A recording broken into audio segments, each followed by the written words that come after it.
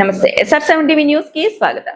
పల్లెల అభివృద్ధికి పంచాయతీలకు నిధులు ఇవ్వాలి. గ్రామీణ ప్రాంతాల్లో అభివృద్ధి పనులు వేగవంతం కావాలంటే గ్రామ పంచాయతీలకు అవసరమైన నిధులు సమకూర్చాలని రాష్ట్ర మాజీ సర్పంచుల సంఘం కోరింది.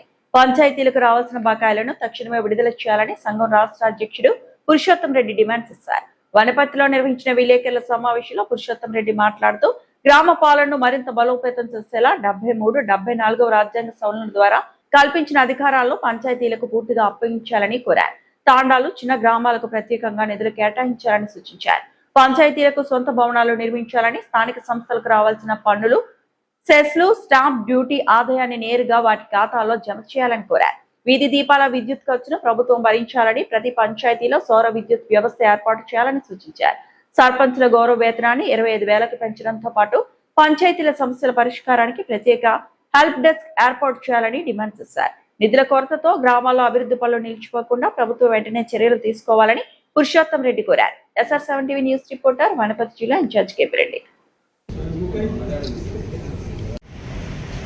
సన్నాహక సమావేశంలో భాగంగా వనపర్తి జిల్లా కేంద్రంలో ఏర్పాటు చేసినటువంటి ఈ పత్రికా సమావేశానికి అధ్యక్షత వహిస్తున్నటువంటి పెద్దలు పురుషోత్తమన్న గారు, అదేవిధంగా తెలంగాణ పంచాయత్ రాజ్ ఛాంబర్ ప్రధాన కార్యదర్శి పెద్దలు అన్న బాదేపల్లి సిద్ధార్థ అన్న గారు, అదేవిధంగా ఈ జిల్లా సర్పంచుల సంఘం కన్వీనరు పెద్దలు పూజలు గురు సమానులు అన్న శేఖరన్న గారు, అదేవిధంగా ఉమ్మడి స్థానిక మహబూబ్నగర్ జిల్లా కొత్తగా ఎన్నిక అంటే నిర్ణయించబడ్డటువంటి అన్న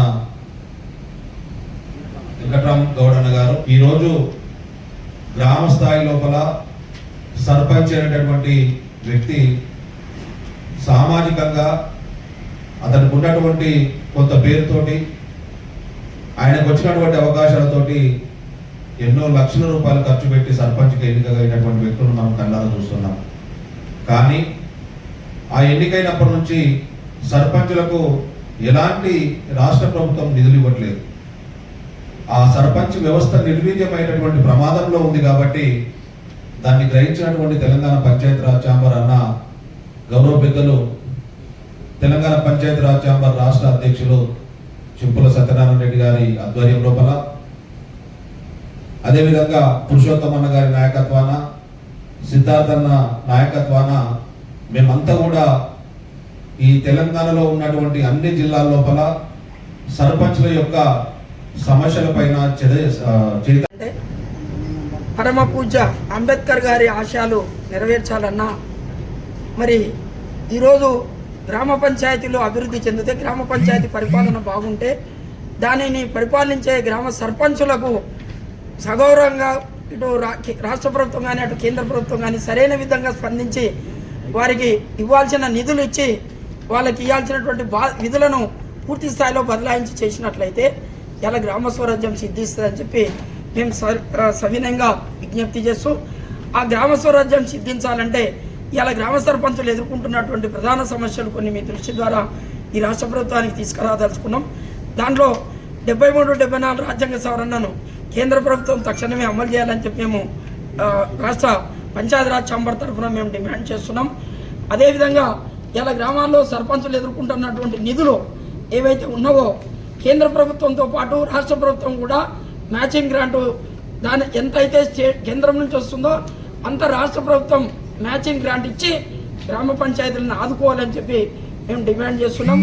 అదేవిధంగా పంచాయతీ సర్పంచులు ఏదైతే జాయింట్ చెక్ పవర్ ఉందో దానివల్ల చాలా గ్రామాల్లో కొంత ఇబ్బంది ఫేస్ చేస్తున్నారు. వాళ్ళ యొక్క గౌరవాన్ని అగౌరవంగా ఫీల్ అవుతున్నారు. కాబట్టి దాన్ని తక్షణమే వాళ్ళ ఆత్మగౌరవాన్ని కాపాడాల్సిందిగా చెక్ పవర్ను రద్దు చేసి కార్యదర్శులకు ఇవ్వాల్సిందిగా పంచాయత్ ఛాంబర్ తరఫున మేము డిమాండ్ చేస్తున్నాం. అదేవిధంగా ఇవాళ ఏదైతే విద్యుత్ ఛార్జీలు ఉన్నావో గ్రామ పంచాయతీలకు